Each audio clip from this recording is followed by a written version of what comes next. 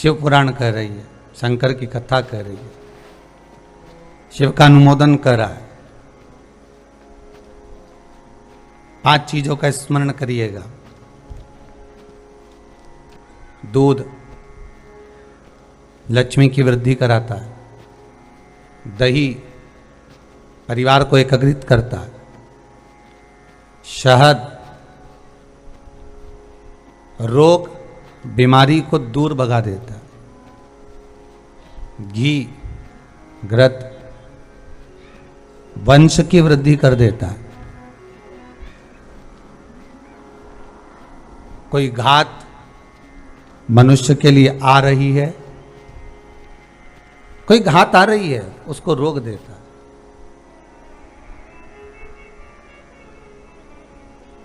शक्कर मिष्ठान महाराज,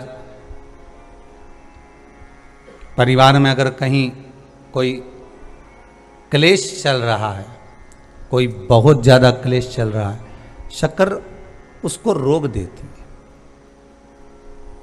शिव को समर्पित होने वाली एक एक वस्तु, शंकर को समर्पित होने वाला एक एक पदार्थ, शिव को समर्पित होने वाली एक एक चीज भगवान स्वतः स्वीकार कर कर जीवन का एक आनंद सुख दे देता।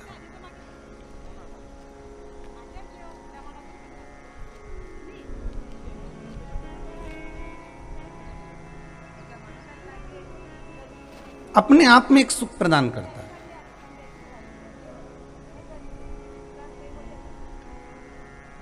पंचामृत चढ़ाने का एक भाव और व्यक्त किया गया है शिव महापुराण के अंतर्गत।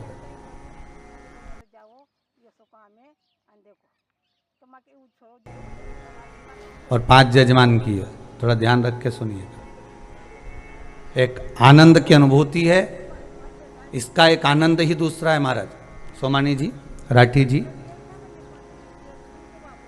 मिलकर जो करा जाता है उसका एक आनंद ही दूसरा होता है। एक अकेला दूध पदार्थ को अपन ग्रहण कर लो वो अलग बात है, दही को अलग ग्रहण कर लो, आप शहद को अलग ग्रहण कर लो, एक मिलकर जो आनंद की अनुभूति हुई है। और मैं बहुत बहुत साधुवाद दूंगा, बड़ी प्रसन्नता का विषय है इस चीज के लिए। आज पूरे राष्ट्र को इस बात का एक आनंद रहेगा कि ये एक नई आनंद की अनुभूति लोगों को प्राप्त हुई है, एक नई प्रेरणा लोगों को दी जा रही है और एक आनंद दिया जा रहा है।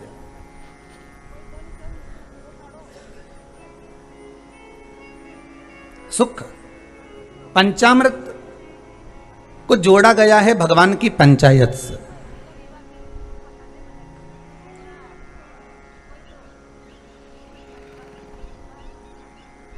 शिव पंचायत में 5 हैं। कौन कौन है? पहले नंबर पर देवाधिदेव महादेव शंकर भगवान, दूसरे नंबर पर श्री गणेश जी महाराज, तीसरे नंबर पर भगवान विष्णु,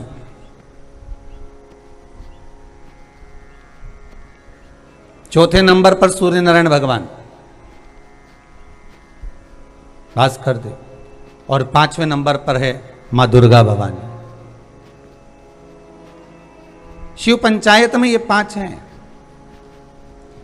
आपके नगर में, आपके गांव में, आपके शहर में भगवान शंकर के परिवार का तो मंदिर होगा। शंकर भगवान के परिवार का मंदिर का दर्शन तो आप बारंबार करते होंगे। पार्वती जी भी होंगी, गणेश जी भी होंगे, कार्तिकेय भी होंगे, नंदी भी होंगे, शिव भी होंगे। ये भगवान शिव का परिवार है।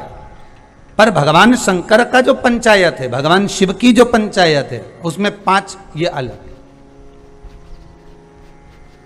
कभी आप लोग उज्जैन जाएं महाकाल की नगरी में, तो महाकाल की नगरी में जब पहुंचे तो बाबा से विनय कर कर जाना कि बाबा हम महाकाल की नगरी में आए, ऐसी कृपा कर दो कि हमको शिव पंचायत का दर्शन हो जाए। महाकाल उज्जैन में एक मंदिर में, बाबा महाकाल के एक मंदिर के एक आनंद में पंचायत भगवान की विराजमान है, उसका भी दर्शन। जैसे दूध का कर्म अलग है, दही का कर्म अलग है, घृत का कर्म अलग है, शक्कर का कर्म अलग है, शहद का कर्म अलग है, उसी तरह हमारे देवताओं को भी एक एक अलग अलग क्रम बांटा गया कि आपको ये संभालना है। आप इस इंद्री के देवता हो, आपको मन पर विराजमान होना है कि आपको नेत्र पर विराजमान होना है कि आपको कहाँ भुजा पर विराजमान होना है, हस्त कमल पर विराजमान होना है, आपको कर्ण पर विराजमान होना है। जैसे गौ माता का एक फोटो आप लोग बार बार देखते होंगे, जितने लोग आस्था चैनल पर कथा सुन रहे हैं, जितने आप मोबाइल पर सुन रहे हो, फेसबुक यूट्यूब पर कथा सुन रहे हो, आपने गौ माता का एक फोटो देखा होगा, चित्र देखा होगा कि गौ माता के शरीर में कहां कहां कौन कौन से देवता विराजमान है।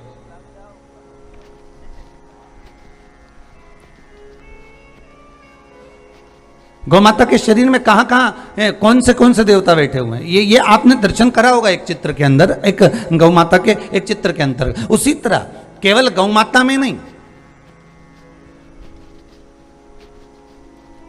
केवल एक अकेले गौ माता में नहीं, यहां तो शिव महापुराण की कथा कहती है, स्कंद पुराण कहती है, अग्नि पुराण कहती है, नारद पुराण कहती है कि भगवान जब मनुष्य को जन्म दिया, मनु और शत्रुपा का जब प्रकट हुआ, तो मनु शत्रुपा के उस संपूर्ण श्री विग्रह में एक एक इंद्रियों में एक एक स्थान पर स्वयं भगवान भी विराजमान हुआ। आप बहुत अच्छे से ध्यान दीजिएगा महाराज। दुनिया के लोग कहते हैं तो गलत क्या कहते हैं कि आप में भी राम है, मुझ में भी राम है, तुझ में राम मुझ में राम, सब में राम समाया है, जित देखो उत राम की ही माया है। जहां देखोगे वहीं पर राम है महाराज, हर जगह पर राम जी विराजमान है, अपने भीतर भी उसके भीतर भी, एक जलचर में भी, एक थलचर में भी, एक वायुचर में भी, हर जगह पर वो परमात्मा विराज। तो उस क्यों कहा गया कि परमात्मा हर एक में, उसका कारण हर इंद्रिय के अंतर्गत, हर स्थान पर, इस मानव के प्रत्येक अंग अंग में 33 कोटि देवताओं का स्थान है। आपको नेत्र पर विराजमान होना है।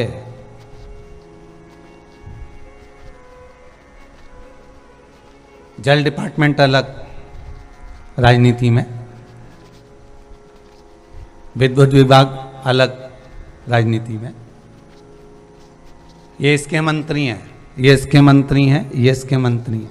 और शिव महापुराण भी वही कर रही है कि सांसारिक मानव को जब भगवान जन्म देता है, माता के गर्भ से जब प्रकट करता है, माता के गर्भ से जब पैदा करता है, माता के गर्भ से जब प्रसव करता है, इस मनुष्य की एक एक इंद्रियों में एक एक देवता विराजमान हो जाता है।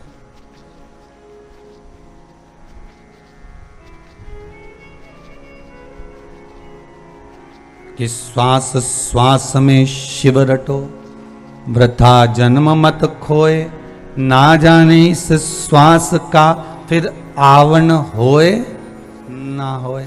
ये श्वास जो मिली है बड़ी मुश्किल से मिली, बड़ी मुश्किल से।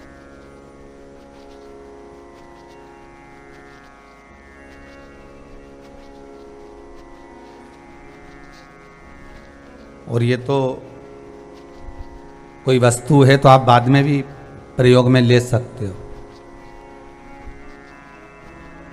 बहुत ध्यान दीजिएगा महाराज, कोई वस्तु है ना, कोई साड़ी तुम्हारे पास में रखी है तो तुम सोचोगे इसको मैं बाद में पहन लूंगी, कोई रकम रखी है तो तुम सोच लोगे इसको मैं बाद में पहन लूंगा, कोई जूता रखा हुआ है इसको मैं बाद में पहन लूंगा, कोई खाने की वस्तु इसको मैं बाद में खा लूंगा। अभी तो गाड़ी में अपन अभी तो बैठे हैं, थोड़ी देर से खा लेंगे, रख लो अभी, रख लो, वहां से आएंगे ना जब अपन खाते हुए आ जाएंगे, अभी रख लो जरा, निकलेंगे ना जब अपन कुबेरेश्वर धाम से तो खाते खाते चलेंगे, रख लो अभी। है कोई वस्तु अगर आपने रखी है तो अपने पास साड़ी, कपड़ा, सोना, चांदी, हीरा, पन्ना, रतन, माणिक, मोती, कपड़े, आभूषण, ये सब आप रख सकते हो, मना नहीं है। पर एक ऐसी चीज है, वो है श्वास। उसको रखना मुश्किल है कि हम आज की जगह कल श्वास लेंगे, नहीं लेना, जा नहीं, अकड़ी जाए तुम तो ऐसे तो एक बार मन में आ जाए ना तुम्हारे तो तुम अकड़ लो एक बार दमदारी से, आज कुछ भी हो जाए मैं सांस नहीं लूंगी, जा। नहीं खाने की सोचोगे तो चल जाएगा कि मैं कल खाऊंगी, नहीं खाऊं तो कुछ बिगड़ेगा क्या तुम्हारा? अरे बोलो तो, जितने आस्था पर कथा सुन रहे हो कुछ बिगड़ने वाला है? नहीं। पानी पीने का सोचोगे कि मैं, होता है तीज का त्यौहार आता है, छोटी तीज, बड़ी तीज, हरतालिका तीज, करवा चौथ, इसमें नहीं पीते तो पानी का चल जाएगा, भोजन का चल जाएगा, कपड़ा का भी चल जाएगा कि आज नहीं पहनूंगी मैं तो कल ही पहनूंगी या कपड़ा है। जूता का भी चल जाएगा कि आज मैं ये वाली चप्पल नहीं पहनूंगी, मैं कल पहन लूंगी, है? घड़ी का भी चल जाएगा, सामान का भी चल जाएगा, अंगूठी बीठी सब, रतन माणिक मोती सोना चांदी खाना पीना जितनी वस्तुएं तुम्हारे पास में, इन सब का चल जाएगा कि मैं कल, बाल भी अपन कल कटा लेंगे, सुन भी अपन, अरे बोलो तो कल लेंगे, देख भी अपन, आज नाटक नहीं देख रही ना, मैं कल देख लूंगी, बाद में मैं मोबाइल पे देख लूंगी तुरंत। तो ये तो तुम कल भी कर सकते हो, पर एक कहीं का अकड़ में आके कह दे कि नहीं मैं तो श्वास ही नहीं लूंगा, नहीं मैं तो कल ही लूंगा, नहीं लेना। इतना में तो भगवान भी कहेगा रे फिर कहीं नहीं, कल तक तो निपट ही जाएगा, भगवान भी सोचेगा।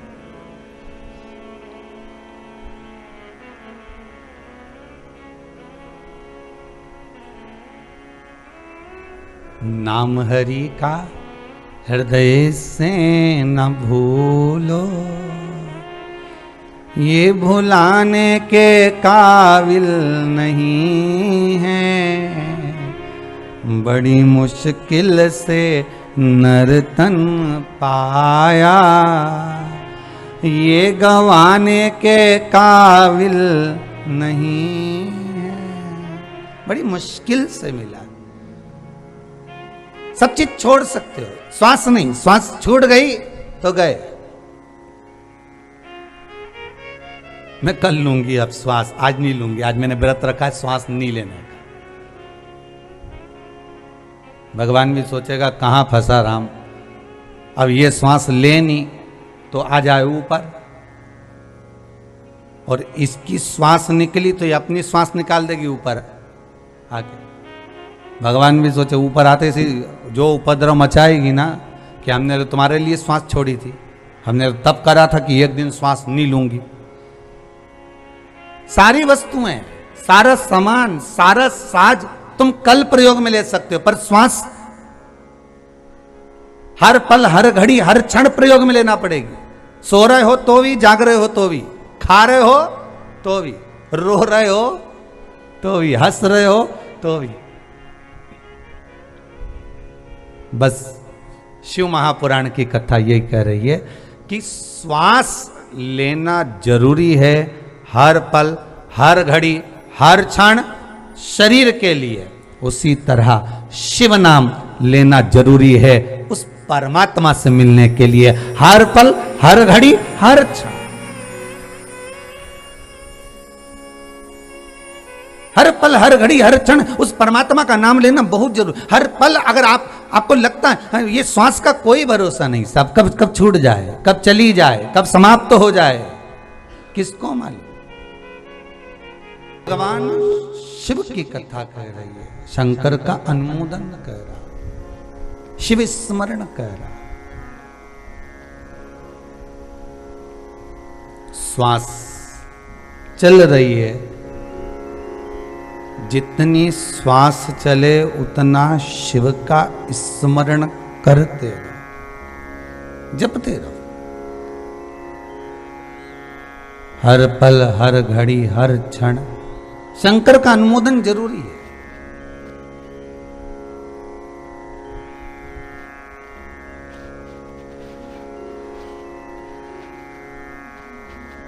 देवराज नाम का ब्राह्मण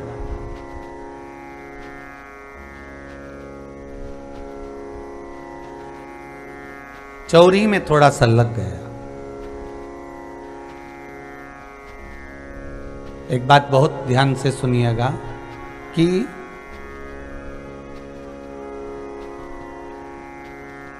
तुमने विचार करा कि मुझे ये गाड़ी लेना है या मुझे ये सामान लेना है, लेने गए थे सफेद कलर की, आ गई लाल कलर की। कई बार मार्केट में आप भी जाते होंगे, बाजार घूमने गए और कपड़े की दुकान पर जाकर बैठे और उसने बहुत सारे कपड़े दिखाए आपको, बहुत सारे सूट दिखाए, बहुत सारी सामग्री दिखाई।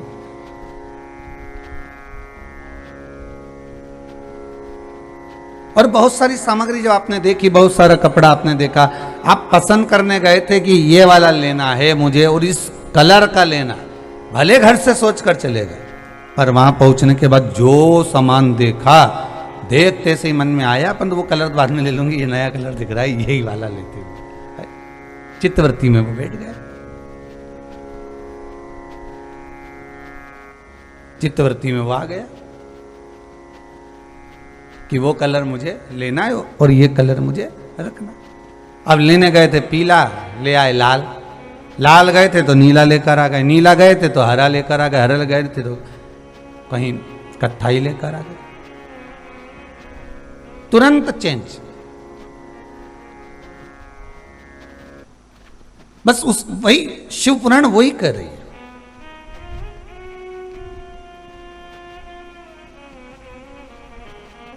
इस चित्तवृत्ति में, इस आत्मा के लिए, इस मन के लिए, श्वास के लिए आज चल रही है, कर चले ना चले, हर पल हर घड़ी, ये जरूरी नहीं है। हम फिर निवेदन करेंगे, हम ये नहीं कहेंगे कि आप शंकर ही भजो, हम ये भी नहीं कहेंगे कि आप राम ही भजो, क्योंकि तुलसी बाबा ने तो रामचरितमानस में भी लिख दिया था, कलयुग केवल नाम आधारा। राम नहीं लिखा, उन्होंने लिखा नाम आधारा। कलयुग केवल नाम आधारा, सुमर सुमर नर उतरहि पार। कलयुग में केवल नाम की आधारशिला रखिए। राम जप लो, कृष्ण जप लो, शिव जप लो, भवानी जप लो, तुम्हारा मन पड़े उसे जपो, जिससे तुम्हारी अच्छी पटे उसको जप लीजिए।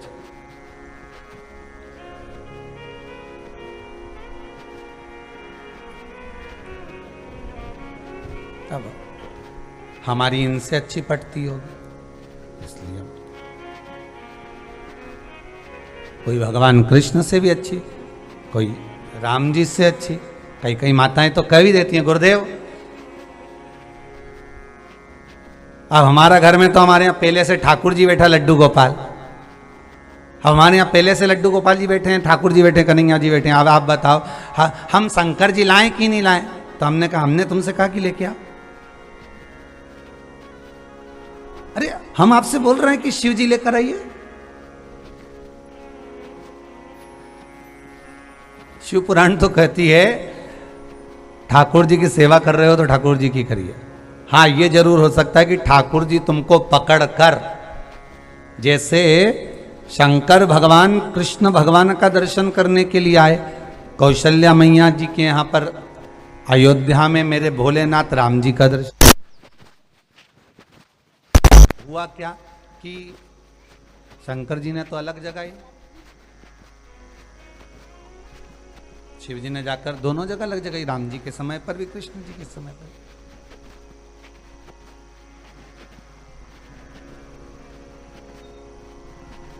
बहुत आवाज लग रही,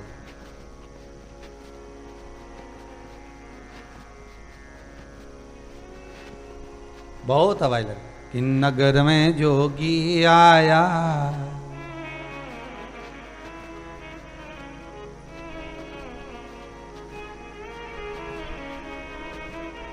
भगवान के सामने जाकर खूब, यशोदा मैया के सामने खूब लगे कि नगर में जोगी आया, वेश कोई, जम के तो बोलो, समझ न पाया, सबसे बड़ा है हे रामा नाम भोलेनाथ भोलेनाथ भोलेनाथ। भगवान शिव आवाज लगा रहे हैं यशोदा जी के दरवाजे पर, भगवान शिव आवाज लगा रहे हैं कौशल्या मैया के दरवाजे पर, शंभो। जो आवाज लगाया, यशोदा जी बाहर जाकर दर्शन करी, बाबा के गले में नाग पड़ा हुआ है, जटा जूट बने हुए हैं। अब ईमानदारी से बोलो, कोई ऐसा जटा जूट बांध कर, भस्म रमा कर, खूब श्रृंगार कर कर और भयंकर रूप रखकर, नैनों में सुरमार, माथे पर तीसरी नेत्र लगाकर और नेत्र लगाकर और मुंडों की माला पहनकर कोई तुम्हारे यहाँ सवेरे सवेरे मॉर्निंग में आ जाए और आते से कह दे गुड मॉर्निंग कराए और कह दे प्रातः का वंदन,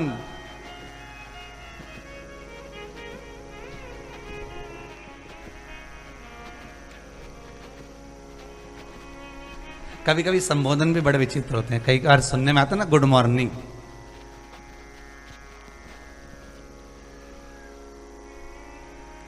गुड मतलब अच्छी, मॉर्निंग मतलब मेरी माता, गुड मॉर्निंग मतलब माँ, रनिंग मतलब सवेरे से उठते से ही मेरी गुड गुड माँ सवेरे से उठ के ही रनिंग करना चालू कर देती है, वो गुड मॉर्निंग। केवल घर की एक माई तो है सुबह से उठकर चल देती है तुरंत, बहुओं को तो आराम से उठ रही हैं, चल रही हैं, पर माँ उसको मालूम है बहू आएगी जब चाय बनाएगी उससे पहले मैं बना देती हूँ। गुड माँ रनिंग, उसी का नाम है गुड मॉर्निंग। मेरी अच्छी माँ प्रतिदिन सुबह से उठकर दौड़ दौड़ कर काम करती हो, रुकती नहीं है, दौड़ती रहती।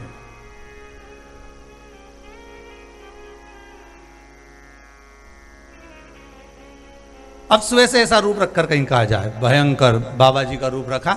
अब शिव जी तो शिव जी, जो अपने ससुराल गए तो सच के नहीं गए।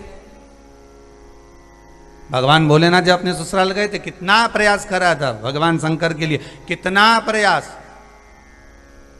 लक्ष्मी मैया ने तो शुद्ध भगवान विष्णु से कह दिया था, प्रभु जी भगवान की शादी है तो कहीं थोड़ा और श्रृंगार विंगार करा दो, तो भोलेनाथ जी का श्रृंगार हो। भगवान विष्णु बोले उनके पास बहुत अच्छे अच्छे पार्लर चलाने वाले हैं, नंदी भृंगी श्रृंगी जितने हैं वो सब भारी है, हो चिंता मत करो, सब तैयार कर देंगे। और क्या जोरदार तैयार करा, जटाजूट बांध बना के उस पे चांद को रख कर, और गले में सांपों की माला, कानों में जोरदार बिच्छू। हमेशा तो इतना बड़ा पहनते थे, अब की बार बड़ा बड़ा लाए क्योंकि शादी है।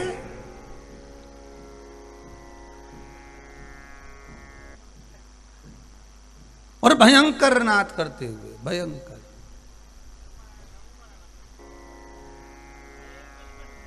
वो तैयार बाबा तो यशोदा जी के दरवाजे पर पहुंचे तो थोड़ी ना ऐसे पहुंच गए थे, अच्छा बढ़िया सज धज के। वैसे भी कहीं जाओ तो थोड़ा बहुत तो कुछ नहीं तो ऐसे ही ऊंचा ऊंचाया बाल पे कंगा फेर लो, हैं भले चोटी करिए अपन डबल से नहीं कराए, परंतु ऊंचा ऊंचाए पे फेर फुरा के और बढ़िया जोरदार थोड़ा सा पाउडर का डब्बा सा पाउडर गिराया, लपेट लपेट के बोझ जा।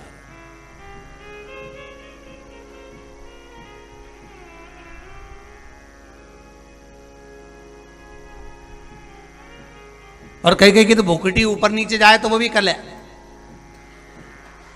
लगाए सत जाए, सील टप्पा लगा के चले हो।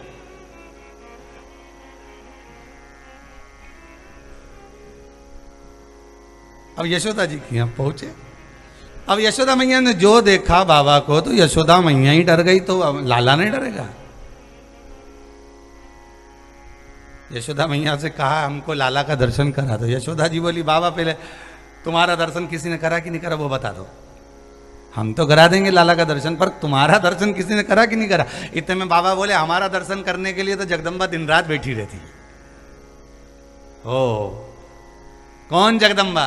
बाबा अगर बता दे कि मैं शंकर तो दर्शन तो हो ही नहीं, तो बाबा हमें ऐसे दर्शन नहीं करा सकते। अब देखिए ललकता किसको बड़ी, इधर शिव को ललकता है भगवान के दर्शन की। भगवान को मालूम पड़ा भोलेनाथ आए हैं तो भगवान कृष्ण रोना प्रारंभ कर दिए मिलने के लिए परमात्मा से।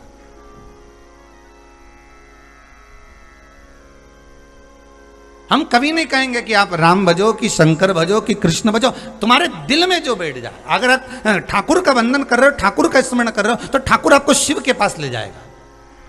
जिस कृष्ण की आप प्रतिमा के स्वरूप का पूजन कर रहे हो, भगवान कृष्ण का अगर अनुमोदन कर रहे हो, भगवान कृष्ण का अगर स्मरण कर रहे हो, पूरे भूमंडल में, पूरे ब्रह्मांड में, पूरे ब्रह्मांड में सबसे पहली अगर कोई मूर्ति थी, पहला अगर प्रतिबिंब था तो भगवान शंकर का ही शिवलिंग था। इसके सिवाय ये मूर्तियां मंदिर में देवताओं में, ये सब बाद का क्रम हुआ, ये सब बाद में, पर सबसे पहले सतयुग के अंतर्गत से प्रारंभ।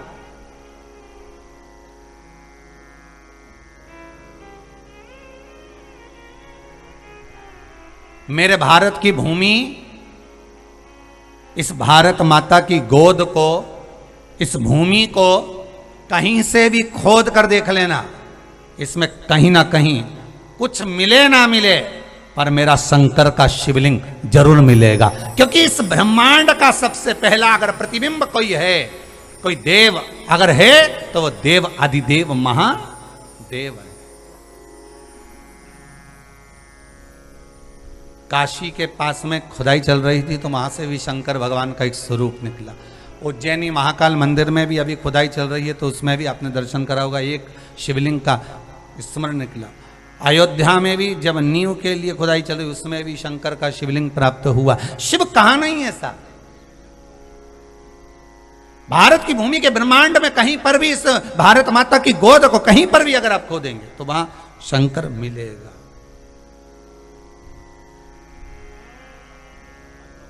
वहां शिव मिलेगा।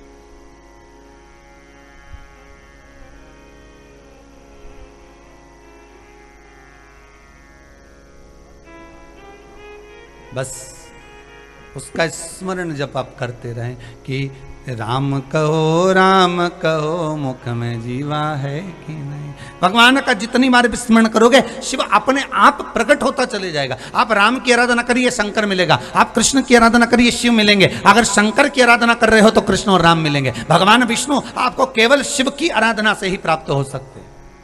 इसलिए तुलसीदास जी ने रामचरितमानस में लिखा, कथा को प्रारंभ करते हुए, राम कथा को प्रारंभ करते हुए तुलसीदास जी लिख देते हैं, जिसने शंकर का अनुमोदन नहीं करा राम मिलना बड़ा कठिन काम है महाराज।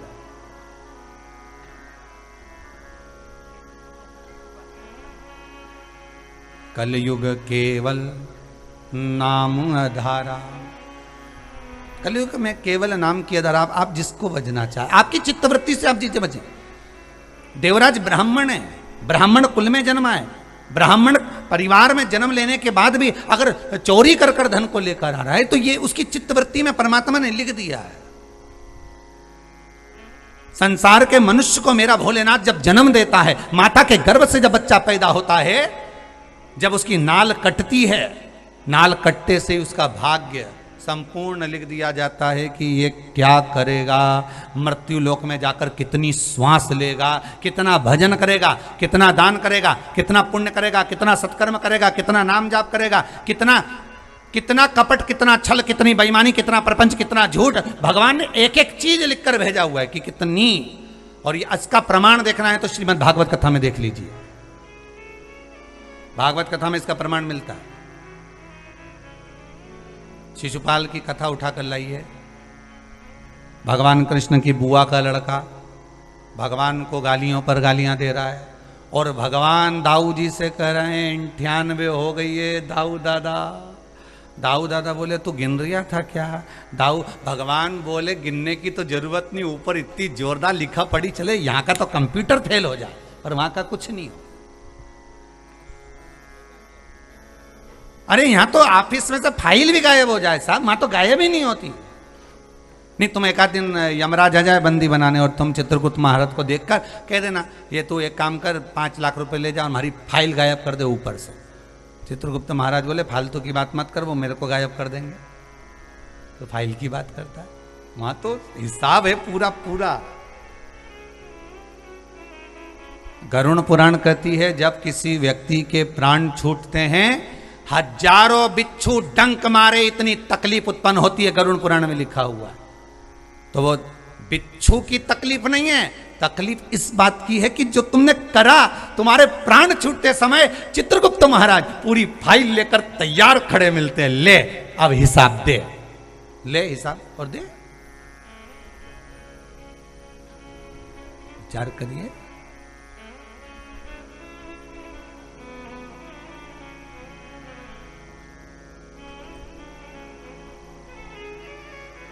एक एक चीज का हिस्सा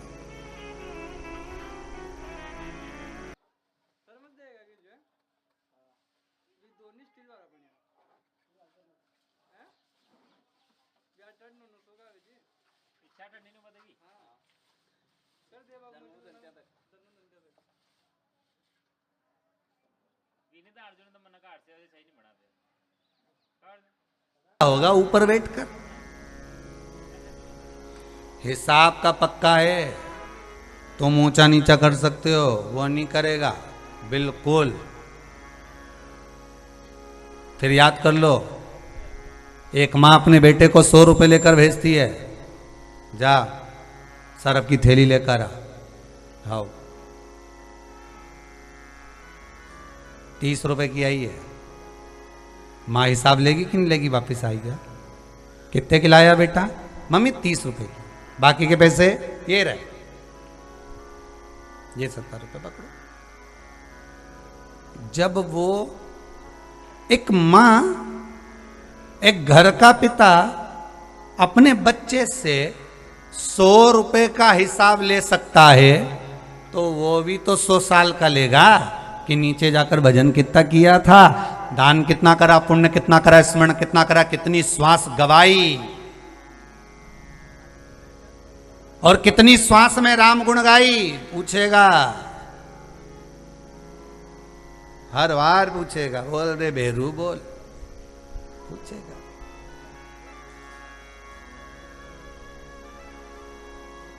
फिर क्या कहोगे?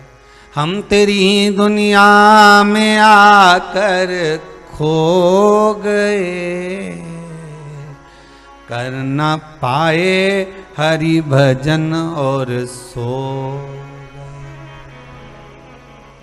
फिर कहोगे भेजा था तो तने भजन के लिए था, पर क्या करूं, जब जब भोजन करता था, जैसे ही 1 बजे भोजन किया, फिर तो 2 घंटा की तो नींद चाहिए, और ऊपर से ये सियोर वाला महाराज 1 बजे ही आ गया। अब रोज तो आस्था चैनल पर 2 बजे कथा रही थी और मालूम पड़े आज 1 बजे से आ गई। अब बताओ, इधर से खाने से निपटो, भोजन करके, ऊपर से ये टीवी नहीं देखो तो दिल नहीं माने। 2 दिन कथा नहीं हो, 1 दिन 2 दिन तो लोगों के ऐसे फोन आना चालू हो जाते हैं, ऐसे हमारा तो जिवड़ा नहीं लग रहा, हमारा तो मन नहीं लग रहा। अब तुम्हारे जिबड़ा के चक्कर में गला का करें ये तो बताओ। अब तुम तो कह दो हमारे तो मन ही नहीं लग रहा, अब क्या करें। वो तो आस्था चैनल वालों का भला हो, जो एक दिन बीच में भी गैप हो गया तो पुरानी कथा लगा दी, पर लगा दी उनने कि इनका जिबड़ा लग जाए। हो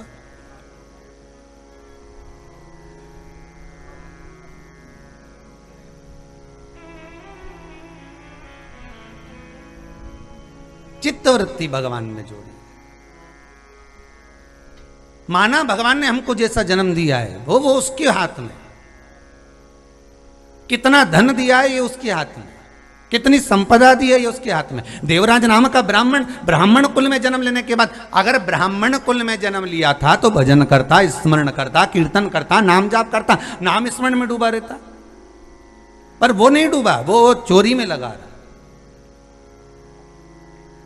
फिर निवेदन करूंगा, ब्राह्मण का छोटे से छोटा बच्चा हो, चाहे बूढ़े से बूढ़ा व्यक्ति हो, ब्राह्मण कुल में अगर जन्मा है तो उसका सम्मान होना चाहिए, उसका आदर, उसका सत्कार होना चाहिए।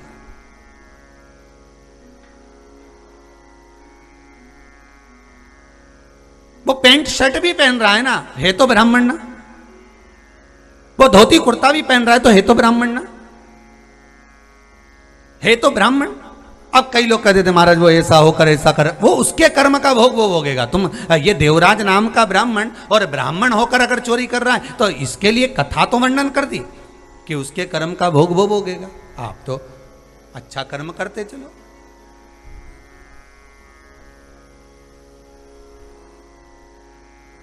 जो मिला है शरीर, इसके माध्यम से कुछ अच्छा कर चलो। उसने बेकार कर्म करा तो उसकी निंदा नहीं होना, उसने अच्छा कर्म करा, ठीक है, बाबा की कृपा है, बहुत अच्छा, पर निंदा का फल। देवराज नाम का ब्राह्मण धन लेकर गया, शिव मंदिर के अंदर बैठ गया, शंकर के मंदिर में अंदर बैठकर उसको तपन हो रही है, बुखार आ रहा है, शरीर तप रहा है। एक बात बहुत सुंदर कही गरुड़ पुराण के अंदर, जब व्यक्ति के शरीर में रोग होता है ना, जब व्यक्ति के शरीर में रोग होता है, कोई बीमारी आ जाती है, कोई तकलीफ आ जाती है, कोई कष्ट आ जाता है, तब उसको उसका किया गया पूर्व का कर्म याद आता है, तब उसको पूर्व का कर्म याद आता है। ऐसा मैंने क्या कर दिया जो मेरे शरीर को इतना रोग। मैंने क्या कर दिया जो मुझे ये दुख आ गया, मैंने क्या कर दिया जो मुझे ये तकलीफ आ गई। एक माता जी कल मिलने आई थी,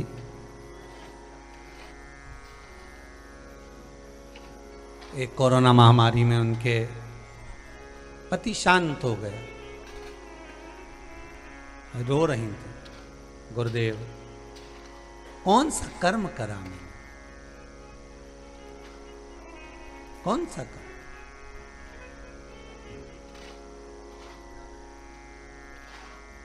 जो ये दुख देखना पड़ रहा है। शिव महापुराण की कथा कहती है चंचुला देवी का चरित्र ही यहीं से चालू हुआ है कि चंचुला का पति मर गया था, प्रेत योनि में पड़ गया था और चंचुला शिव पुराण की कथा का स्मरण कर। चंचुला ने ये नहीं पूछा भगवान के आगे, तुमरुका जी के सामने जाकर चंचुला देवी ये नहीं पूछी कि मैंने कौन सा कर्म करा था जो पति चले गया, नहीं। चंचुला देवी ने इतना जरूर पूछा कि पति अगर चले गया है तो मैं क्या करूं जिससे उसका जीवन भी सवरे और मेरा जीवन भी सवरे, मेरा जीवन भी सवरे। जैसे ये माता पूछ के गई, ऐसे ही जिस दिन कथा का समापन हुआ था ना, 11 तारीख को कथा समापन हुई थी, तो शाम के एक भैया ने आके मिले, लगभग उनकी उम्र होगी 65-70 साल का होगा, 65 साल का भैया। तो वो आके बोले हमें गुरुजी से मिलना है। हमने कभी इतना जिद कर रहा है, मिला क्या हो गया बताओ। हम आपसे पूछना चाहते हैं, हम बड़े दुखी। हमने कहा क्या दुख आ गया तुमको, बोलो। बस दुख ये हो गया कि हमारी पहली पत्नी मर गई थी तो हमने दूसरी शादी कर ली थी। पहली पत्नी का लड़का है, दूसरी शादी करी उसकी लड़की है। अब हमारी दूसरी पत्नी मर गई है, हम बड़े दुखी हैं। तो हमने कहा चाहते हो, अब हमारा मन है कि हम एक शादी और कर लें। अभी उम्र हो रही 70 की, लोग ऊपर बढ़ने की जगह नीचे घट रहे हो।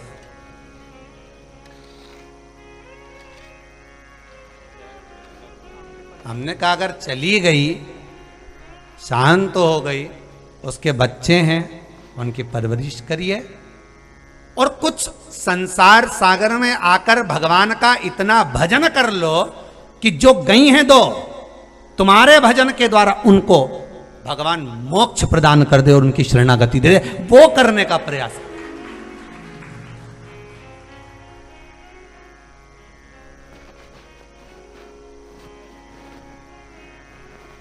वो चली गई। अब हम मना नहीं है, तुम्हारे पास में अगर जमीन जायदाद है, गाड़ी बंगला है, खूब धन है, तो मिलना में तो कई देरी लगे, तो कई में मिल जावे। परंतु दिक्कत इतनी सी है, बस उसका स्मरण करिए। जितना बचाया, जितना रह गया, अब वो शिव को दे दो, आप शंकर को समर्पित कर दो, आप राम को, कृष्ण को, भगवान की भक्ति को समर्पित कर दीजिए। आप उसका स्मरण में लग जाइए। चंचुला देवी ने एक बार नहीं कहा शंकर भगवान के सामने, एक बार नहीं कहा पार्वती जी के सामने, एक बार नहीं कहा तुमरुका जी के सामने कि मेरा दोष क्या है। दोष क्या, आए हो सो जाएगा। जिस दिन तुम्हारी श्वास पूरी हो गई, ये जरूरी नहीं कि ये पहले गया कि वो बाद में गया। श्वास जिसकी पूरी हो गई, जितना लिखा कर लाए हो उतना ही मिलना।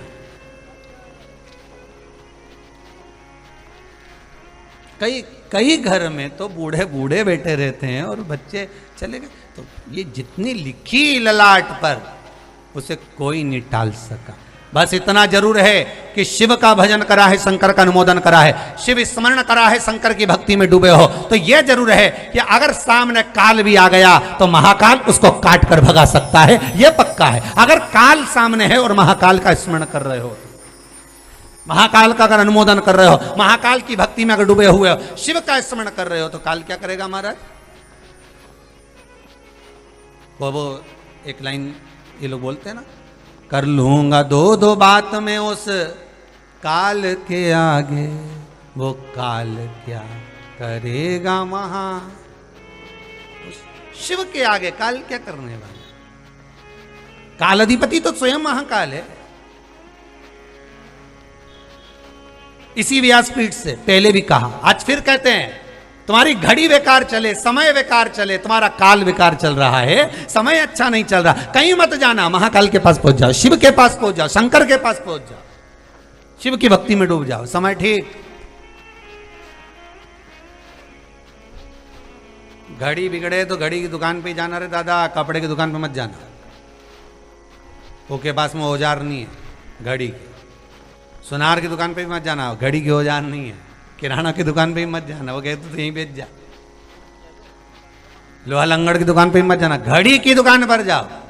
तो घड़ी बनाई किसने? शंकर ने। काल किसने बनाया? शिव ने। समय किसने बनाया? शंकर ने। वार किसने बनाया? शंकर ने। ये रविवार, सोमवार, मंगल, बुध, गुरु, शुक्र, शनि किसने बनाया? शिव ने। शिव महापुराण में लिखा, विदेश्वर संहिता में, सब शिव ने। वार, तिथि, पल, घड़ी, मुहूर्त, समय सब शंकर ने बनाया, सब शिव का। तो जिस कंपनी से निकल के घड़ी आई उसी कंपनी में भेज दो, सुधर जाएगी। बस शिव के पास जाकर बैठ जाओ और जाकर कह दो, बाबा समय अच्छा नहीं चल रहा, समय बड़ा विचित्र है बाबा।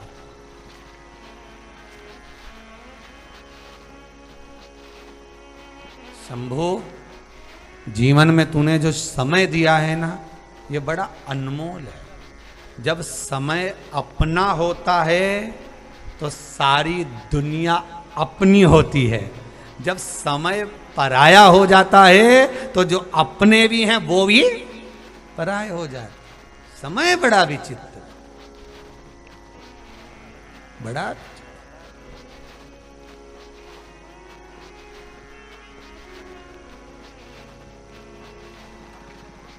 दो तरह के दानी होते हैं, समझना, बहुत सुंदर बात है। शायद आपने सुना कि नहीं सुना, हमें नहीं मालूम। विष्णु पुराण का संवाद दृष्टांत सागर का, दृष्टांत सागर का एक संवाद है। दो तरह के दानी होते हैं। एक अपने दरवाजे पर इतना बड़ा भगोना लेकर बैठता है, खूब देता है, लो साहब, लो साहब, लो साहब, लिए जाओ साहब, लिए जाओ साहब, लिए जाओ साहब।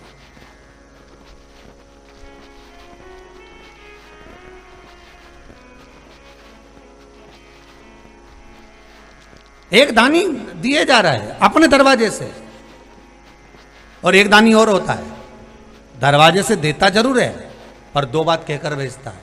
कब तक मांगोगे? कितनी जगह हाथ फैलाओगे? शरीर अच्छा दिया है ना भगवान ने, चलो मेरे साथ भोजन कर लो अच्छे से और चलो मेरे साथ इसकी दुकान पर काम करो, 5,000 रुपये महीने मिलेंगे। कब तक हाथ फैलाओगे? चलो मेरे साथ कंपनी में काम करिए। कब तक हाथ फैलाओगे? चलो मेरे साथ, मैं सब्जी की दुकान लगवा देता हूं, कल आकर देखूंगा हिसाब सही है कि नहीं। थोड़े से मैं केले दिला देता हूं, फल दिला देता हूं, यहां बैठ के डलिया में लेके बेचो, चलो मेरे साथ। दो तरह के दानी होते हैं, एक अपने दरवाजे से भर भर कर दे रहा है, और एक देने के साथ में भोजन करा रहा है, और भोजन कराकर साथ में प्रेरणा भी दे रहा है कि कब तक मांगेगा, कब तक हाथ फैलाएगा। कर्म कर, और कर्म करेगा तो फल वो देव अधिदेव महादेव देगा। दो तरह के होते हैं,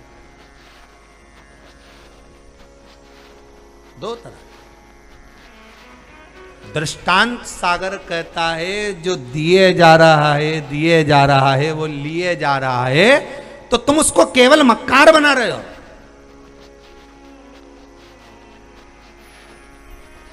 तुम उसको कमाना नहीं सिखा रहे, पर देने के साथ में भरपेट भोजन कराने के बाद उसको अगर कह रहे हो कि चल ये काम कर, चल इस दुकान में काम कर, चल ऐसा कर्म कर, उसको तुम जीने की एक राह दे रहे हो, फिर वो मांगेगा नहीं, फिर वो मांगेगा नहीं। ध्यान रखिए, फिर मांगने वाला नहीं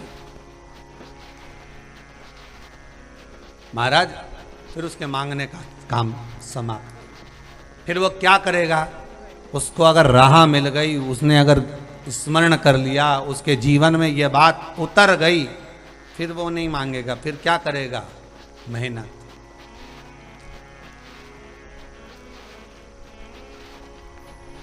केवल मेहनत, और मेहनत कर कर जो कमाएगा, फल लाएगा, उसका एक आनंद दूसरा हो जाएगा।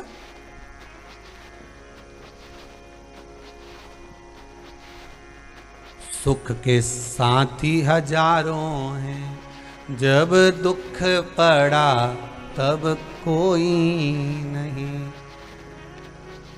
कौन मिले? सुख तत्व अगर आपके पास में है तो बहुत सारे। समय आपका है तो दुनिया आपकी है, समय पराया हो गया तो अपने भी पराये हो गए, केवल आप अकेले रह जाओगे, अकेले।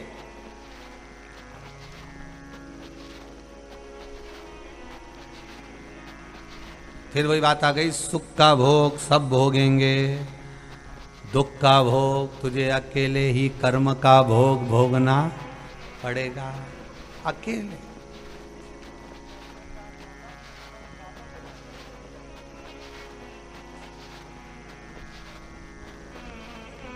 अब जैसे देवराज शिव मंदिर से निकला, बेलपत्री के वृक्ष के नीचे गया, उसको मालूम नहीं था कि ये बेलपत्री का वृक्ष है, वो तो निकल कर जा रहा था। बेलपत्री के वृक्ष की छांव उस देवराज पर हो गई थी, इस कारण उसके जो प्राण छूटे थे तो शिव मिल गए, शंकर नंदी लेकर उसको लेकर गए।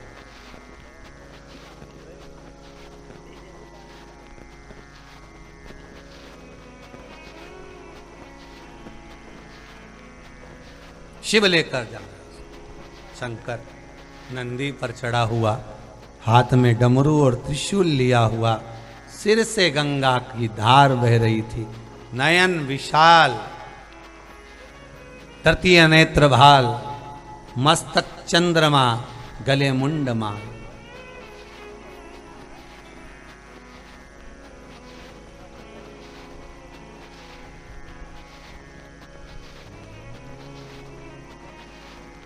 बड़ा सुंदर है।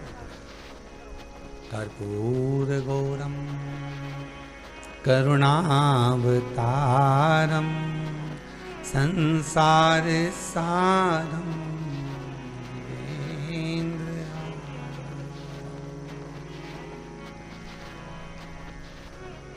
बड़ा सुंदर स्वरूप, बड़ा। नंदी रुका देवराज के सामने, देवराज पहचान नहीं पा रहा कि शिव लेने आया। मैंने तो कहीं ये सब पुण्य करा नहीं। कभी कभी अचानक, अनायास, अचानक, तुम सोचे भी नहीं थे, विचार भी नहीं करा था तुमने, और कोई ऐसा व्यक्ति, कोई ऐसा काम तुम्हारे सामने हो जाए, आश्चर्य में पड़ जाओगे ये हो कैसे गया। छोड़ दिया था हमने तो, आस ही निकाल दी थी, आस ही छूट गई थी, फिर हुआ कैसे।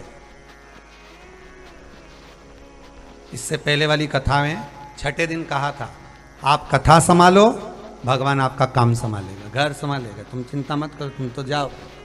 तुम तो, वो कहती है ना, जो घर में भोजन वगैरह बनाती है ना माताएं, तो वो कह देती हैं, तुम जाओ आंटी जी, आप जाओ, आप तो एंजॉय करो माता पूजन का, शादी का एंजॉय करो, हम यहाँ सब संभाल लेंगे। तो भगवान भी कहता है, तू जा, कथा संभाल, तू भगवान का भजन कर, स्मरण कर, दान कर, पुण्य कर, संकीर्तन कर, बाकी का काम मेरा, मैं संभाल लूंगा, जा तू तो जा।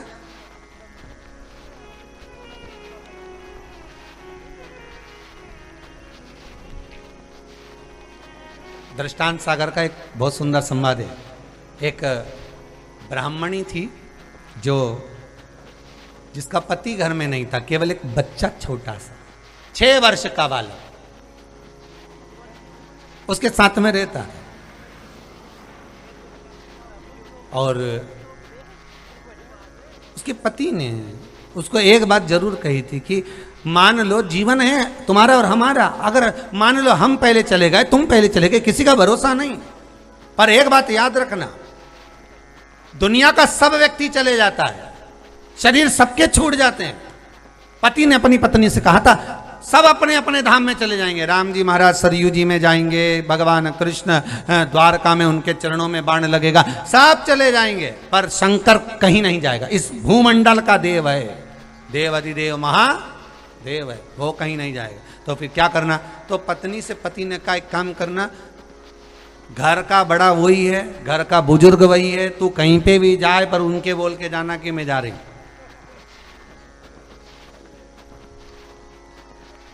अब इसने तो मन में सोचा कि पति इतनी बड़ी बात कह रहा है तो अपन इनके एक काम करें, ससुर बना ले।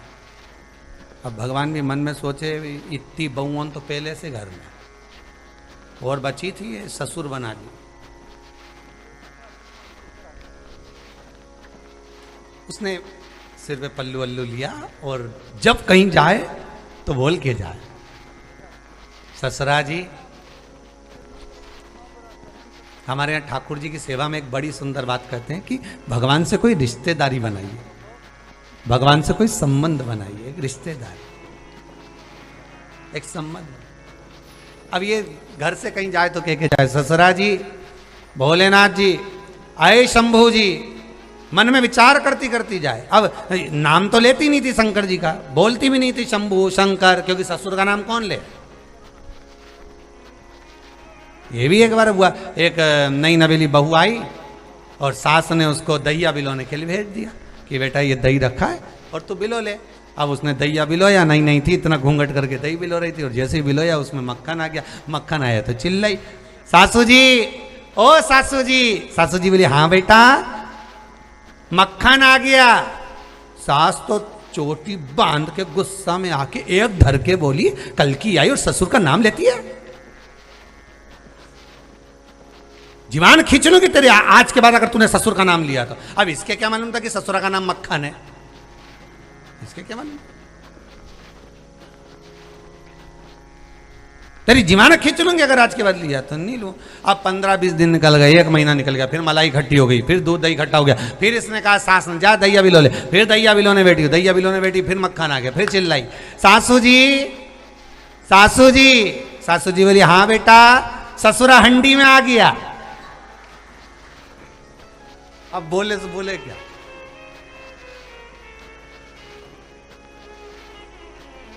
अब नाम ले नहीं सकती और ले तो फिर पिटे, तो इससे अच्छा ससुर हंडी में पड़ा। अब ये भी बहू, अब इसने भगवान को ससुर मान लिया और ससुर मान लिया। दृष्टांत सागर का बड़ा सुंदर दृष्टांत है। अब इसने ससुर मान लिया और ससुर माना तो बस कहती कहती जाए, पिताजी मैं जा रही काम पे, घर देख लेना। अब भोलेनाथ की चिंता, भगवान भोलेनाथ जी के लिए पार्वती जी ने बनाया था भोजन, आकड़िया की रोटी बनाई, काकड़िया के साग, और परसे माता पार्वती जी पावे भोला नाथ। शिव जी खा रहे थे, आधी रोटी खाई थी भोलेनाथ जी ने और इतने में के चली गई, तुम ध्यान रखना। और शंकर भगवान दौड़े भाग। अब जैसे भोलेनाथ जी दौड़ते दौड़ते गए, रूप बदला, पहुंच गए, दिखे नहीं, दरवाजे पर जाकर बैठ गए। शाम के पार्वती जी ने इंतजार करा, नहीं आए, रात हो गई। आधी रात के भोलेनाथ जी आए, पार्वती जी बोली कहाँ गए थे ये बताओ कहीं। शंकर जी बोले बहू ने बुलाया। बहू कहाँ से आ गई तुम्हारी? एक बेचारी भगत ने मुझे ससुर मान रखा। तो दुनिया के लोग तुम्हें कुछ भी मानेंगे तो तुम चले जाओगे क्या? शंकर जी बोले वो तो जाना ही पड़ता है। अब कोई प्रेम से बुलाए भोला भोला भोला, इतने प्रेम से बोले भोलानाथ मेरा ये काम कर दो। अब मैं भोलापन नहीं दिखाऊं तो फिर कहीं जाऊं? तू बता।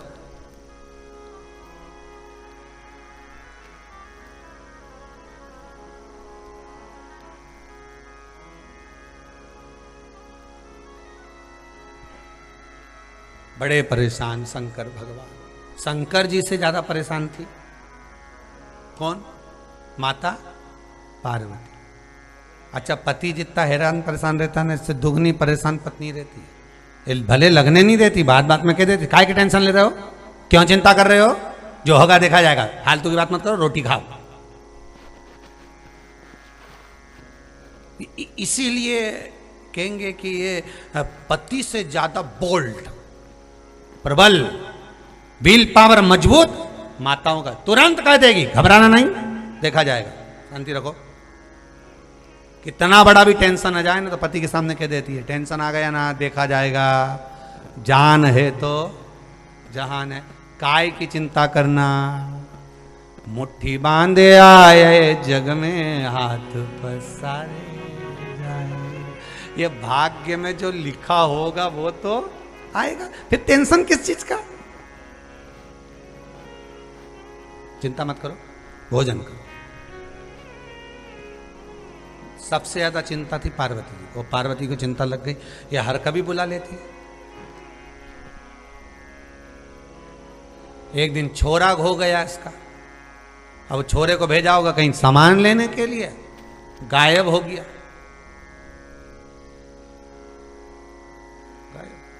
अब इसने तुरंत रो रो के घर भर लिया ब्राह्मणी ने, ससुरा जी छोरा नहीं आया। भगवान तो सो रहे थे।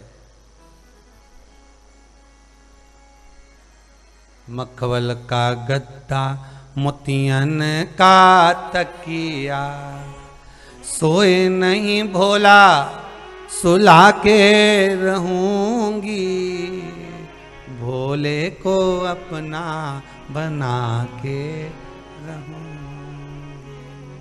अब भगवान अब भी तो सोए थे, 2 घंटे ही हुआ था। इतने में इसने आवाज लगाई, शंकर जी उठ के भागे। पार्वती जी बोली इतनी हड़बड़ी में अब आधी रात को कहां जा रहे हो? शंकर भगवान बोले छोरा खो गया उसका।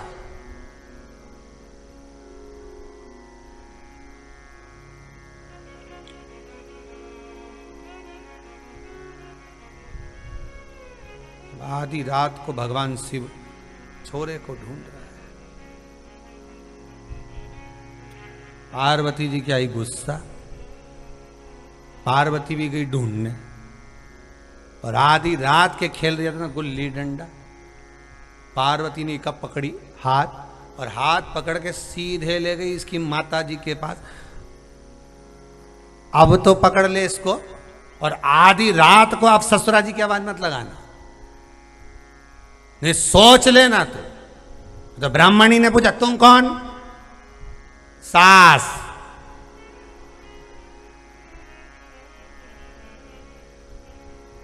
ब्राह्मणी ने मन में सोचा है कि हम तो सोचे थे ससुर ही ससुर है। सास, सास ने एक ही रंग दिखाया, बहू के मुंह से दूसरा दिन ससुर का नाम ही नहीं आया। एक रंग दिखाई। होता कभी कभी सास अपना रंग दिखाई देती है। जिस दिन अपनी वाली पे आए ना, ए क्या है, पिताजी से कह रही है दूध की थैली लिया, कभी के सब्जी लिया, कभी के भाजी लिया। इतने में सास चिल्ला के कह दे अपने पति से कहो हाँ मेरा पति जाए चलो। सास ने रंग दिखा दिया। अब बहू का मुंडा से आवाज नहीं आया, अब तो धीरे से के भेरू जो अब क्या बोले, बोले से बोले।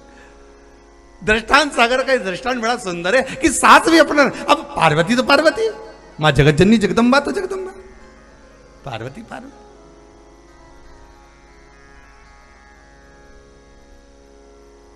देखा देवराज ब्राह्मण के प्राण छूट रहे, शिव नंदी लेकर खड़े, और भोलेनाथ जी ने नंदी पर देवराज के प्राणों को रखा, लेकर चले। देवराज ने प्रश्न कर लिया, मैंने कौन सा पुण्य करा था जो आज देव अधिदेव महादेव मुझे लेकर जा रहे हैं? मैंने पुण्य कौन सा करा? क्या पुण्य करा?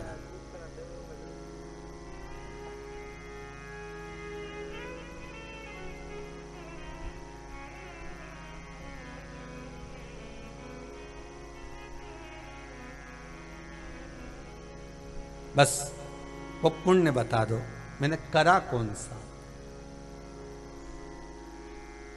क्या पुण्य है मेरा, क्या पुण्य?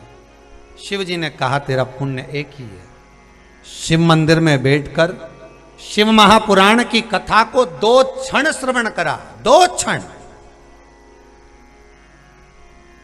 हर हर महादेव का शब्द जब कानों में गया, बस वो शब्द ही तेरे जीवन को बना दिया। बेलपत्री के वृक्ष की छांव तुझ पर पड़ी, तुझे मेरा दर्शन हो गया, कैलाश का धाम मिल गया।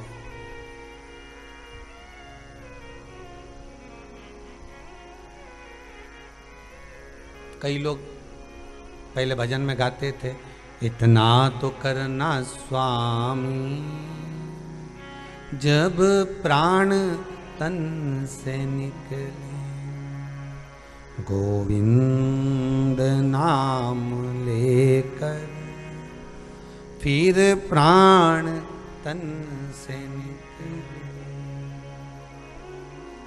गंगा जी का तट हो, यमुना का बंसी बट हो, मेरा सांवरा निकट हो, जब प्राण तन से निकले।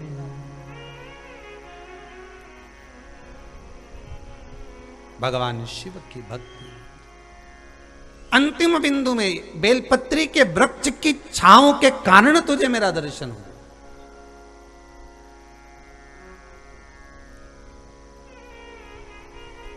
शायद इतने वर्ष की शिव महापुराण में कहा कि नहीं कहा पता नहीं, पर यह पंचामृत शिव महापुराण में एक बात जरूर कहूंगा। अगर जीवन में आपको अच्छी लगे तो अपने जीवन में उतारना, ना लगी हो तो छोड़ देना। पर एक बात इस पंचामृत शिव महापुराण में जरूर कहूंगा कि शंकर के मंदिर में नहीं जा सकते, उसके शिखर का भी दर्शन नहीं कर सकते, मंदिर में ज्योत भी नहीं जगा सकते, अगरबत्ती भी नहीं लगा सकते, भोग भी नहीं लगा सकते, प्रसाद भी नहीं चढ़ा सकते, पुष्प भी नहीं चढ़ा सकते, मत चढ़ाओ। पर कहीं एक बेलपत्र शिव मंदिर की मिल जाए तो उस बेलपत्र को एक बार मस्तक पर जरूर चढ़ा लेना, शंकर स्वयं मिल जाएगा। कहा नहीं कहा पता नहीं, पर उस बेलपत्र का एक फल, एक पत्ती हमारे मस्तक पर उसकी छाया ही पड़ गई तो शिव मिल गया। बस अब कुछ नहीं चाहिए।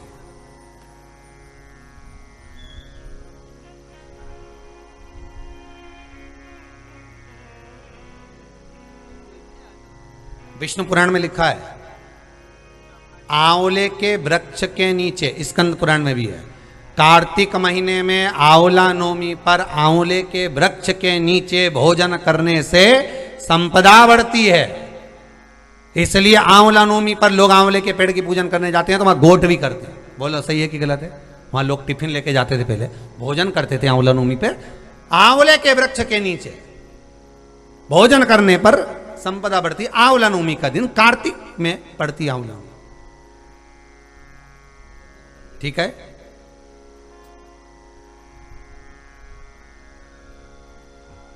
पर शिव महापुराण का, शंकर का, शिव महापुराण का एक तत्व कहता है कि बेलपत्री के वृक्ष के नीचे मात्र बैठ जाने पर ही शिव मिल जाए। शिव नहीं है बेलपत्री का वृक्ष, एक पत्ती भी मिल गई, मात्र एक पत्ती बहुत, और उस पत्ती को भी मस्तक पर चढ़ा लिया तो ही शिव मिल गया।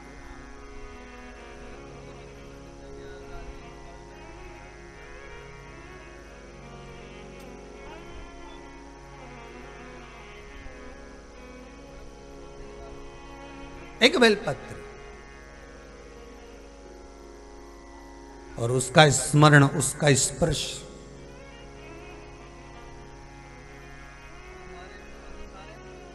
सुख दे। शिव महापुराण की कथा कह रही है, देवराज पर बेलपत्री के वृक्ष की छांव पड़ गई थी। पंचामृत, चरणामृत, चरणामृत लेने के बाद हाथ को मस्तक पर लगाया जाता है, पंचामृत लेने के बाद हाथ को हृदय से लगाया जाता है। दोनों में अंतर है। सत्यनारायण भगवान की कथा में जाते हो तो चरणामृत मिलता है कि पंचामृत मिलता है? जम के बोलिए, पंचामृत मिलता है। पर कई लोग पंचामृत लेने के बाद हाथ को सिर पे लगा लेते। तो जितने लोग सत्यनारायण की कथा में से आए ना, उनका देखना सिर पे कहीं दही चिपका मिलेगा, कहीं घी चिपका मिलेगा, तो समझ में आ जाएगा कि सत्यनारायण जी की कथा से आ रहा है। पंचामृत मस्तक पर नहीं, पंचामृत हृदय में होना चाहिए। चरणामृत मस्तक पर होना चाहिए। चरण की रज, चरण का एक तत्व रस मस्तक पर चढ़े तो जीवन सार्थक हो जाए।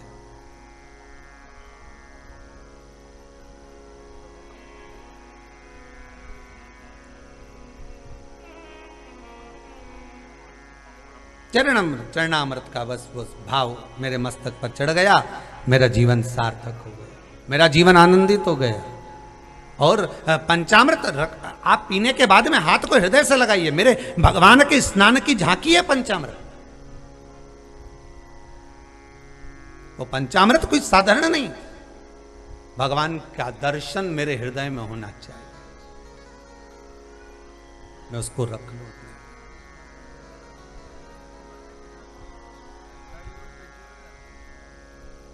ले गए देवराज को।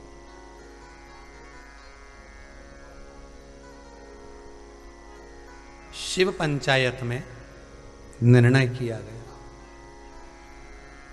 जगत जननी जगदम्बा जी ने कहा कि इस देवराज ने चोरी करी है, केवल कभी दान पुण्य भजन कीर्तन स्मरण नहीं करा, इसने केवल चोरी करी। इतने में तुरंत भगवान विष्णु बोले नहीं, एक पुण्य करा, शिव मंदिर में बैठकर शिव महापुराण की कथा को सुना। ठीक। तीसरे श्री गणेश जी महाराज बोले इसकी बुद्धि में कुछ अच्छा आ गया था, प्राण भी छूटे तो बेलपत्री के पेड़ के नीचे छूटे, थोड़ा पुण्य का भाग। श्री भास्कर देव सूर्य नारायण भगवान बोले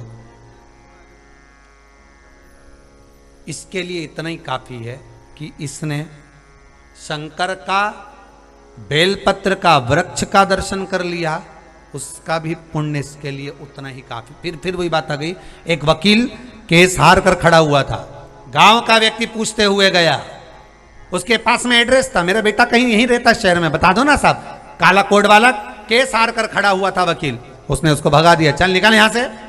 जिस ओर धक्का मारा, हाथ का इशारा करा, चल चल यहां से, चल यहां से। वो गांव का व्यक्ति सोचा मेरा बेटा इधर कहीं रहता होगा, एड्रेस लेकर चला और वहां गया जहां कथा हो रही थी शिव महापुराण की, जहां शंकर की कथा चल रही, वहां पहुंच गया, कथा में बैठ गया।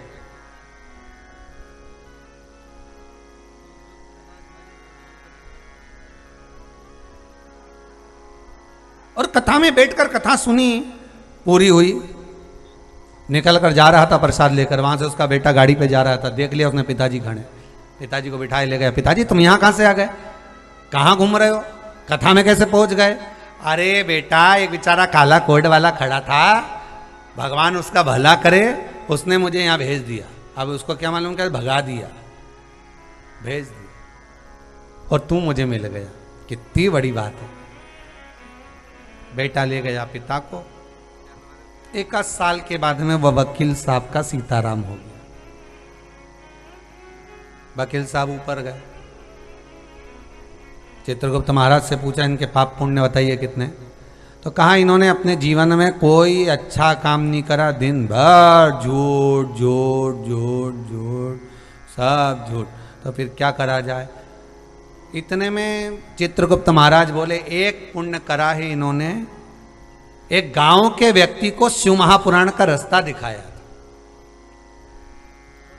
धर्मराज बोले रास्ता मस्ता नहीं दिखाया, उसको भगाया था।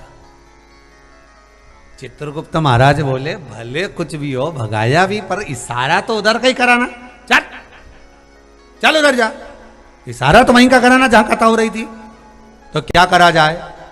इतने में चित्रगुप्त महाराज ने कहा कि अब भगवान से पूछा जाए। भगवान से पूछा तो भगवान ने कहा एक काम करो, इसने शिव महापुराण का रास्ता दिखाया था, इसको बैकुंठ का रास्ता दिखा दिया जाए, बैकुंठ का रास्ता दिखा दो, ये वहां जाए,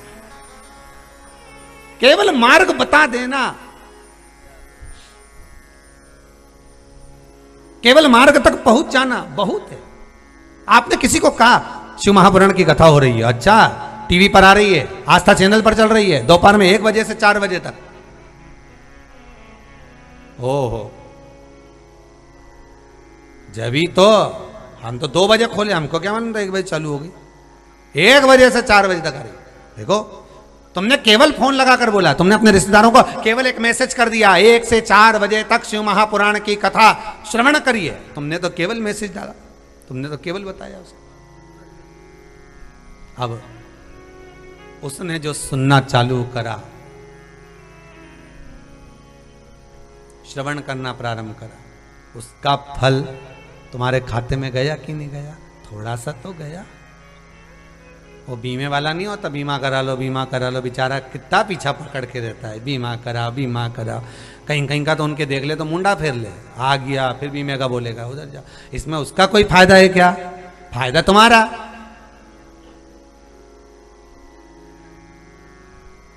अच्छा बीमे वाले को भी गॉड गिफ्ट है, कोई व्यक्ति के सामने तुम अपने मरने की बात करके बता देना है कि तू मरेगा तो ऐसा होगा, पर एक बीमे वाला ही है जो तुम्हारे सामने तुम्हारे मरने की बात करता है। पत्नी पति सब बैठे रहते हैं और बढ़िया पत्नियों तो ऐसे पल्लू रख रख के बैठी रहती है और वो बात करता रहे, जब तुम मरोगे इतना क्लेम मिलेगा, एक्सीडेंट हो जाएगा तो इतना मिलेगा।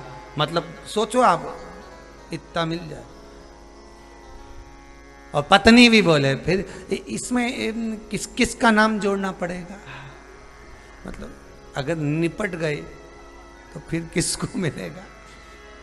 इनको गॉड गिफ्ट है, ये केवल एक ये ही है जो तुम्हारे सामने आकर कह सकते कि तुम मरोगे, सीधी बात, और इतना मिलेगा।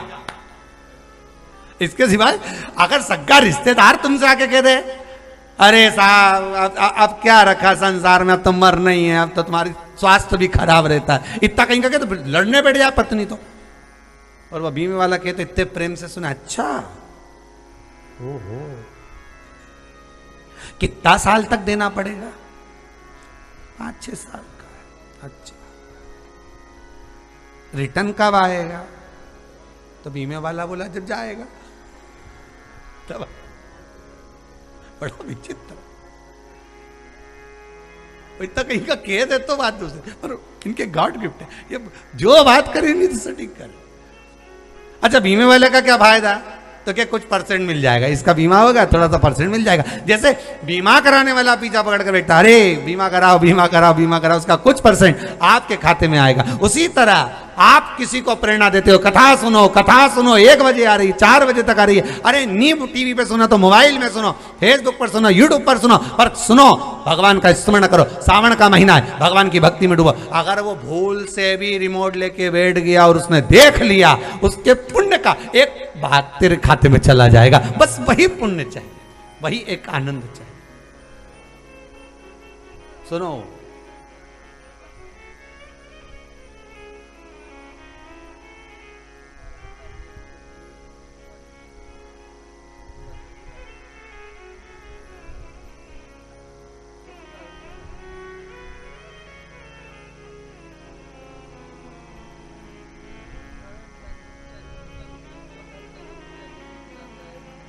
हे प्रभु माथे पे भोले के चंदा विराज, भेज दी जो अब खाना पड़ रही। ये दुख क्या है, ये टेबलेट, ये दवाई तो है, ऊपर से तो छुट्टी कर दी कि भेज दिया माता के गर्भ में जाओ, हिसाब पूरा, तुम्हारा पूरा ट्रीटमेंट हो गया, पर घर पे जाके ये दवाई जरूर खाना, बहू ताना देगी सुनो, बच्चे ऐसा बोलेंगे सुनो। ये दवाई है, टेबलेट।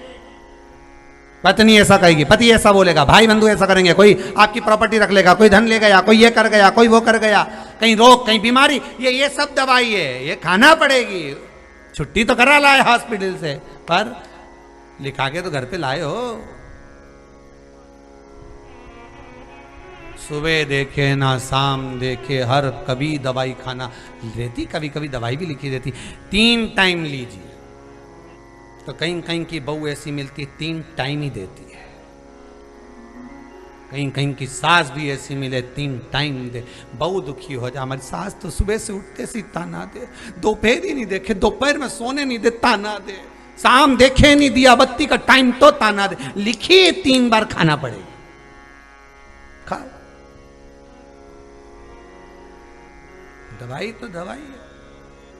अगर सबके मन में ये भाव आ जाए ना कि ये दुख जो आया है ना दवाई की तरह है, तो ईमानदारी की बात है तो दवाई के साथ में डॉक्टर बड़े चतुर होते हैं। ऐसे तो सिर दुखे तुम्हारा और तुमने डॉक्टर का हमारा सिर दुख रहा है, तो उसको केवल 1 गोली देना चाहिए।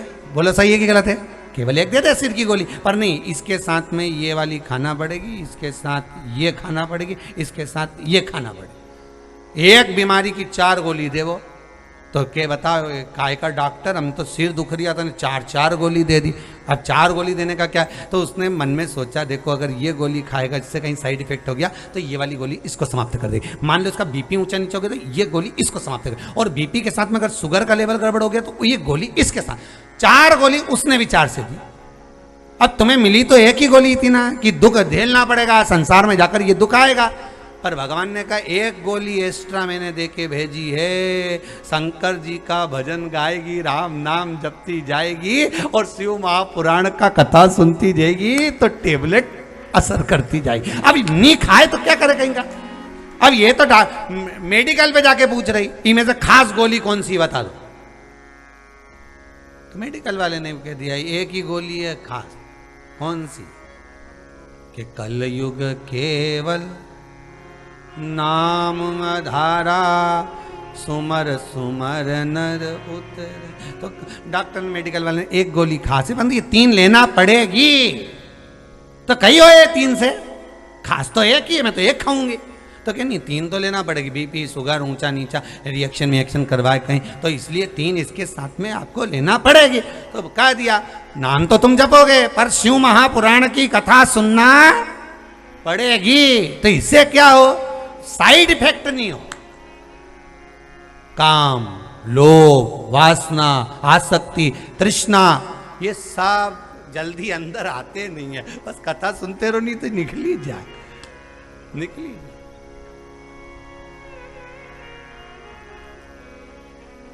अब तुमसे कोई का पूछे नहीं कि तू कहां गई थी, कहां थी इतनी देर से, कहना 1 बजे से 4 बजे तक डॉक्टर के लाइन लगा के खड़ी थी।